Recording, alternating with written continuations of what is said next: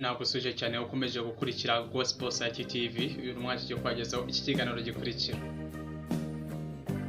Mwayi kaze muri iki kiganiro, kora subscribe niba n'ubwa mbere kugira ngo uzajye ukomeza kugezwaho n'izindi video zitandukanye nziza tugenda tubagezaho. Twandikira muri comment uko ubonye iyi video ndetse n'icyo wakuye.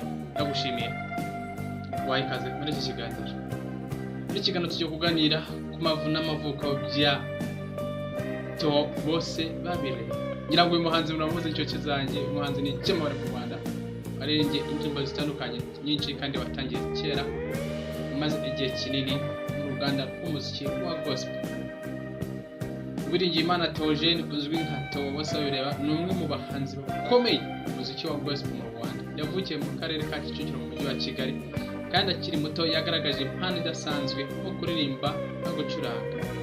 Yatangiye kuririmba mu rusengero rw'abana aho yigishwaga indirimbo za gospel n'abarimu be akiri muto. Yakundaga gusoma Bibiliya cyane, bikamufasha gutegura ubutumwa bwo mu ndirimbo ze. Nubwo yari afite impano, ntiyabashije gukora umuziki w'ubunyamwuga kugeza nyuma yo kurangiza amashuri yisumbuye. Mu mashuri yisumbuye yamenye ko umuziki ari uburyo bwo kugeza ubutumwa bwiza ku bantu benshi, kandi ko indirimbo zifite ubushobozi bwo guhumuriza no guhindura imibereho y'abantu. Theo yakomeje gukora imyitozo yo kuririmba no gucuranga mu buryo bwa kinyamwuga. Akiri muri iyi myaka yagiye atangira kwandika indirimbo ze bwite zubaka kandi zifite ubutumwa bukomeye. Indirimbo ye ya mbere nshuti yanjye yamenyekanye yitwa Niba Imana Ariyo Kwizera. Ibindi murayizi. Iyo ndirimbo yakozwe cyane mu Rwanda no mu bihugu by'abaturanyi. Indirimbo ye ya kabiri ni Iki Kiguteye Ubwoba yakomeje kumenyekanisha izina rya Theo Bosebabireba. Nyuma y'igihe gito yashyize ahagaragara alubumu ye ya mbere yise Bosebabireba, yabaye ikirangirire ikundwa cyane n'abakozi b'umuziki wa gospel. Theo Bosebabireba yakomeje gukora indirimbo z'ubutumwa zifasha abantu guhumurizwa no kugira icyizere. Indirimbo ze zamenyekanye zirimo Kiza, Urubwa, Ingoma, Icyifuzo, Bugacya, N'ejo Bugacya, Kwemonyera mu Murakazi na Bosebabireba. Izi ndirimbo zagiye zifasha abantu benshi mu buzima bwabo bwa buri munsi, kandi abakunzi be bose baravuga ko zibatera icyizere no guhumurizwa. Yagize uruhare rukomeye mu gukangurira urubyiruko kwirinda ibiyobyabwenge n'ibyaha ndetse no gukunda Imana. Theo Bosebabireba yahuye n'ibigeragezo byinshi mu buzima bwe. Hari igihe yahagarikwaga mu itorero azizwa icyaha cy'ubusambanyi. Ibyo bikamubuza gukomeza ibikorwa byo kuramya no guhimbaza Imana mu buryo busanzwe. Nyuma y'igihe gito yasabye imbabazi imbere y'itorero, asubizwa mu bikorwa kandi akomeza gukora umuziki we. Ibi byerekana ko atigeze acika intege cyangwa ngo ahagarikwe n'ibigeragezo, ahubwo yakomeje gukora indirimbo zifite ubutumwa bukomeye mu rwego rwo guhumuriza abantu. Ntibyari byoroshye, ariko yakomeje gukora mu buryo cyangwa se mu byo akora atanga urugero rwiza ku bandi bahanzi ndetse n'abakunzi b'umuziki wa gospel mu Rwanda.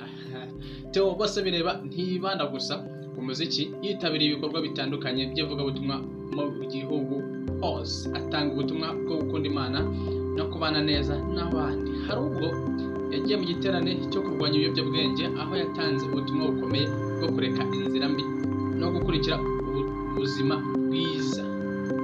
Yakomeje guhabwa icyubahiro n'abakristo batandukanye ubutumwa bwe, kandi abakunzi be bavuga ko ari umuhanzi w'umutima n'ubutumwa. Yagiye agaragaza ko afite ibibazo by'ubuzima, kandi yasabye ubufasha ku mbuga nkoranyambaga mu gihe yari arwaye.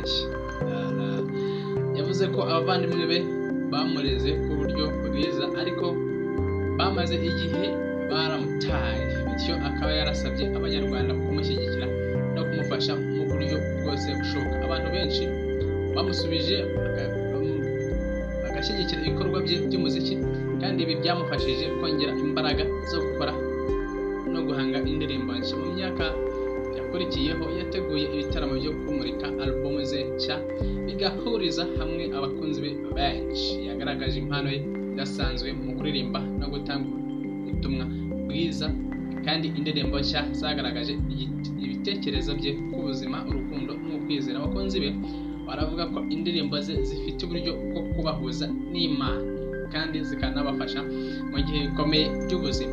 Theo Bosebabireba yagiye kandi akora ibitaramo mu bihugu by'abaturanyi, atanga ubutumwa bwiza kandi akigisha urubyiruko kwirinda inzira mbi n'ibyaha bitandukanye. Indirimbo ze zagiye zifasha abantu kumenya ko Imana ibakunda kandi ibafitiye imigisha. Abantu benshi basenga indirimbo ze, amasengesho yabo ya buri munsi bibafasha kumva umutekano n'ihumure. Theo Bosebabireba yakomeje kwandika indirimbo zifite ubutumwa bwo guhumuriza abantu, kandi ijwi rye ryihariye rifite uburyo bwo kugera ku mutima w'umuntu. Yagiye yitabira ibitaramo byo guhumuriza hamwe abakunzi b'umuziki wa gospel mu Rwanda, kandi abakunzi be baravuga ko indirimbo ze zibafasha mu bihe bikomeye by'ubuzima. Theo yakomeje kwitabira ibitaramo bikomeye mu Rwanda hose, ndetse yitabira amarushanwa y'umuziki wo gushimangira ubutumwa bwe. Yashishikarije abakiri bato gukurikiza inzira nziza, gukunda Imana no gufasha bagenzi babo. Yagiye agaragaza ko indirimbo ari uburyo bwo kugeza ubutumwa bwiza ku bantu benshi, kandi ko gukora ibyiza bigirira akamaro sosiyete yose. Theo Bosebabireba rero yagaragaje ko umuziki ari urugendo rurerure rudasiba, aho buri gihe umuhanzi agomba kugeza cyangwa se gukomeza guhanga no guhumuriza abakunzi be. Ibikorwa bye by'umuziki n'ivugabutumwa byagiye bifasha abantu benshi guhumurizwa,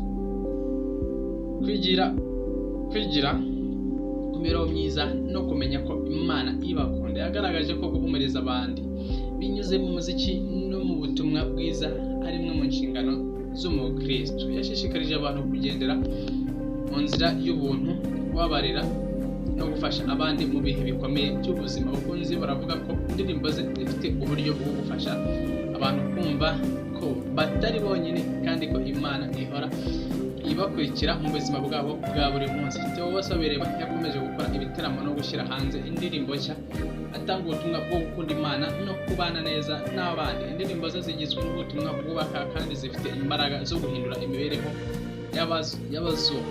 Abafana be baravuga ko indirimbo ze zibatera imbaraga zo guhangana n'ibigeragezo by'ubuzima. Theo yakomeje gukoresha umuziki we nk'igikoresho cyo guhumuriza abantu no kubereka ko Imana ibakunda cyane. Yagiye yitabira ibitaramo byo guhuriza hamwe abakozi b'umuziki wa gospel, kandi bashishikarije urubyiruko gukurikira inzira nziza. Indirimbo ze zagiye zifasha abantu gusabana n'Imana no kumva ko bafite agaciro mu buzima. Indirimbo ze zagiye zifasha abantu gusobanukirwa ko ibyiza by'ubuzima bishingira ku kwizera, ubuntu no gufasha abandi.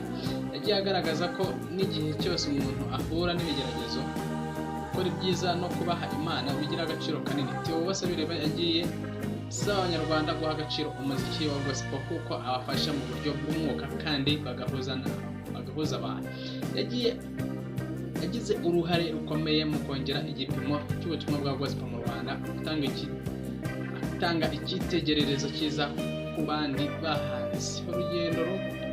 Urugendo rwe rw'umuziki rwagiye rugaragaza ko indirimbo zubaka zishobora guhindura imibereho y'abantu no kubaha icyizere mu bihe bikomeye. Abafana babe bavuga ko Theo Bosebabireba yihariye mu butumwa bwe kuko akora indirimbo zidashira mu mitima y'abantu. Yagiye ashyira imbere ubutumwa bwo guhumuriza, gukomeza kwizera no gukunda abandi. Yagiye asaba abakunzi be kutigera bacika intege, ahubwo bagakomeza gukora ibyiza nubwo ibigeragezo byabahora cyangwa se bikabatwara.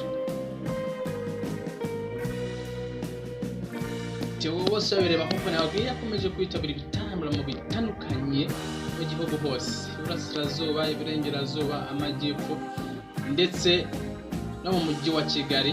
Ahantu henshi yagiye ahagera, yagiye akora ibitaramo bitandukanye mu bihugu byo hanze ari Uganda ndetse n'ahandi hatandukanye, Burundi n'ahandi hatandukanye. Theo Bosebabireba kandi akorana n'abandi bahanzi ba gospel mu Rwanda hanze yarwo, bigatuma indirimbo ze ziba zifite uburyo bishya bwo kugeza ubutumwa ku bantu benshi. Yakunze gukorana n'abahanzi bazwi, agaharanira ko ubutumwa bwa gospel bugera kure y'igihugu ndetse n'ibihugu bya Afurika. Ibi byatumye abantu benshi bamenya izina rye kandi bakamenya ko umuziki wa gospel ushobora guhindura imibereho y'abantu. Ibitaramo bye byagiye birangwa no guhuza abantu mu buryo bw'umwuka. Yitabira ibitaramo bikomeye mu mijyi itandukanye, atanga ubutumwa bwubaka ubuhumbure. Abakunzi bavuga ko ibitaramo bye bifasha kumva ko batari bonyine kandi ko Imana bakurikira mu buzima bwabo bwa buri munsi. Theo Bosebabireba yashishikarije abantu gukomeza kwizera no gukunda Imana ndetse no gufasha abandi mu bihe bikomeye. Ibitaramo bye byagiye birangwa no guhuza abantu mu buryo bw'umwuka. Yagiye akora ibitaramo mu mijyi itandukanye nk'uko nabibabwiye. Inshuti yanjye Theo ni umuhanzi ukundwa n'abantu cyane, gusa muri iyi minsi hari kuvuga ko arwaje umugore we mu bitaro. Yagiye asaba ubufasha ku mbuga nkoranyambaga zitandukanye, abantu bakagenda bamutera utwatsi, abandi bakamufasha mu buryo bworoheje, ariko kuri iki gihe barimo kubigarukaho. Ese n'inkuru ziri kuvuga yuko Theo Bosebabireba yavugaga ibihuha cyangwa se arimo kubeshya ndetse ko atawe muri yombi. Izo nizo nkuru ziri gucicikana ku mbuga nkoranyambaga. Nagusuje cyane wakoze gukurikira Gospel Site TV n'umwanya maze kwageza iyi video. Ndabakunda cyane inshuti zanjye, muri aba mbere ukomeza gukurikira Gospel Site TV. Murakoze cyane mukore subscribe kugira ngo muzajye mukomeza kugezwaho n'izindi video. Ndabakunda cyane. Imana